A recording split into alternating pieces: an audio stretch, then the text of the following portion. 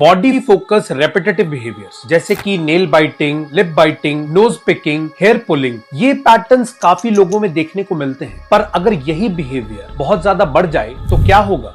अभी हाल ही में एक 19 साल की लड़की को उसके पेरेंट्स हमारी ओपीडी में लेकर आए। कंप्लेन थी मूड में उदासी और नींद का ना आना। पर बड़े ध्यान से देखने पर समझ आया कि उसकी एक साइड की आईब्रो नहीं थी। हमने उसे उसका स्कार्फ उतारने के लिए बोला और जब उसने अपना स्कार्फ उतारा तो सब हैरान रहे। उसके हेड के लेफ्ट फ्रंट रीजन पर एक पैच डेवलप हो गया, मानो किसी ने खुरेद कर एक एक बाल वहां से निकाल लिया। उससे पूछने पर उसने ये बताया कि वो एंजाइटी का प्रॉब्लम पिछले 5 साल से एक्सपीरियंस कर रही है और जब भी उसे बहुत ज्यादा एंजाइटी होती थी तो वो अपनी आईब्रो के बाल निकालने लग जाती थी, जिससे उसे एक फीलिंग ऑफ रिलीफ मिलता। पर कुछ समय के बाद उसने ये रियलाइज किया कि अब उसकी इस हैबिट पर उसका कोई कंट्रोल नहीं था। उसका हेयर प्लकिंग का ये बिहेवियर इतना रेपिटेटिव हो गया कि उसने अपनी आईब्रो के सारे ही बाल निकाल दिए और उसके बाद वो अपने सिर के बाल भी निकालने लगे। उसे पता था कि उसका ये बिहेवियर गलत है, पर फिर भी उसका खुद पर कोई कंट्रोल नहीं। इस बिहेवियर को काउंटर एक्ट करने के लिए उसने कई तरह के कैप और कई तरह की स्कार्फ्स भी डालने की कोशिश, कुछ भी उसके इस बिहेवियर को रोक नहीं पाया। इस बिहेवियर के कारण उसने घर से बाहर निकलना बंद कर दिया, लोगों से मिलना बंद कर दिया, यहाँ तक कि वो अपने सर को भी हमेशा ढककर रखती ताकि लोग उसकी बॉल्डनेस को देखना। प्रॉपर हिस्ट्री और डर्मेटोलॉजिकल ओपिनियन लेने के बाद हमें ये समझ आया कि ये केस है